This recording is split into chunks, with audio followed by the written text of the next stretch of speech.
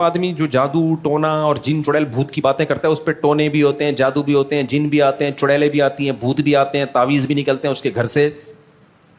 جو یہ کر رہا ہے نا اس کو ایک اپنی ذمہ داری پہ رکھ کے چماٹ لگا دو, بولے انسان کا بچہ بن دفعہ ہو یہاں سے.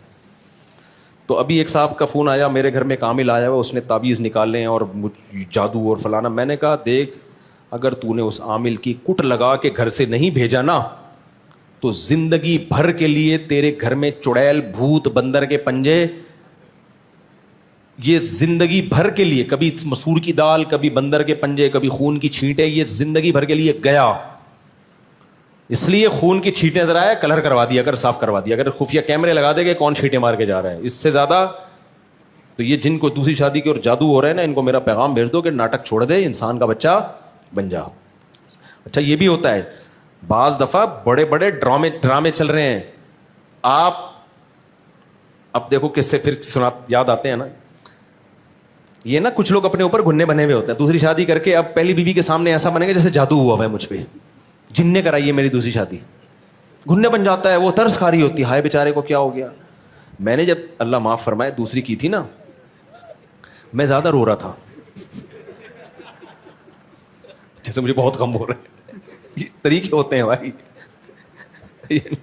تو ایسے ہاں وہ نا بہت ڈرامے چل رہے ہوتے ہیں, تو کچھ لوگ مسلط کر رہے ہوتے ہیں, کوئی مسئلہ ہوتا ہے ان کے ساتھ.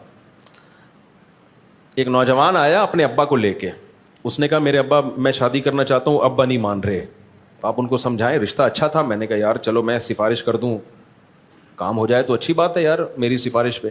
میں نے کہا ابا کو لے آؤ. تو اتوار کو میں نے ٹائم دیا, وہ آگے, ابا نہیں آ رہے, ابا کھڑے ہوئے گیٹ پہ. میں نے کہا ابا کو لا بھائی, میرے اور بھی دنیا میں کام ہے. کہہ رہے ابا کو پتہ نہیں کیا ہو گیا, ہاتھ پاؤں ان کے مڑ رہے ہیں اور سکتے میں چلے گئے ہیں نا گیٹ پہ. آ تو گئے ابا ہمت کر کے, اس نے بہت, جب اس کو لگا نا ابا کو کہ یہ مفتی صاحب اس بیٹے کو فیور دیں گے, ابا ہاتھ پاؤں کیا ہو رہے ہیں, مڑ رہے ہیں یوں, عجیب سے ہو گئے. میں ڈر گیا, میں نے کہا بھائی میرے اوپر کوئی مسئلہ نہ ہو جائے. تو میں نے کہا ہاسپٹل لے کے جاؤ. کہہ رہے ہاسپٹل بھی نہیں جا رہے. تو میں نے کہا لے آ کسی طریقے سے یہاں پہ بھائی. تو ابا کو روبوٹ کی طرح نا دھکا دے کے, جیسے کوئی پتلا نہیں ہوتا, ابا آ رہے ہیں ایسے نا یوں. اب کسی کی غیبت نہیں ہے, پرانا قصہ ہو گیا, کیا پتا چلے گا کسی کو. لا کے ادھر بینچ پہ بٹھا دیا, ابا آ کے نا یوں بیٹھ گئے ایسے سیدھے. میں کیا السلام علیکم, سامنے دیکھ رہے ہیں, خیریت سے ہیں. میں نے کہا بیٹا یہ تو کوئی سیریس کیس ہے, اس کو ہاسپٹل لے کے جانا. بھائی تو ہاسپٹل لے کے جاؤ, یہاں کیوں لے کر آئے ہو. کہہ رہے ہیں پتہ نہیں کوئی شوق میں چلے گئے ہیں, کیا ہو گیا ابا کو. ابا ہلا رہا ہے, ہل ہی نہیں رہے. اچھا میں نے تھوڑا سا اندازہ لگا لیا, ابا کو تھوڑی سی ہنسی آئی ہے نا بیچ میں, میں نے اندازہ لگا لیا. میں نے کہا یہ ناٹک چل رہا ہے. اب آپ کو پتا ہے جب ابا کو ہنسی آئے گی تو مجھے ڈبل آئے گی کہ نہیں آئے گی. میں احترام میں ہنسی بھی روک رہا ہوں. میں اس کو سائڈ پہ لے گیا. میں نے کہا بھائی یہ ناٹک چل رہا ہے, ابا نے اپنے اوپر ایک ایسا وہ مسلط کر لیا ہے کہ میں شوق میں جا رہا ہوں. میں نے کہا بھائی ان کو لے جا, یہ نہیں سمجھیں گے, یہ سمجھنے والے نہیں ہیں. رشتہ ٹھیک ہے, ابا بلا وجہ مخالفت کر رہے ہیں, کر کے بتاتے ابا ہو گئی ہے, ٹھیک ہے نا.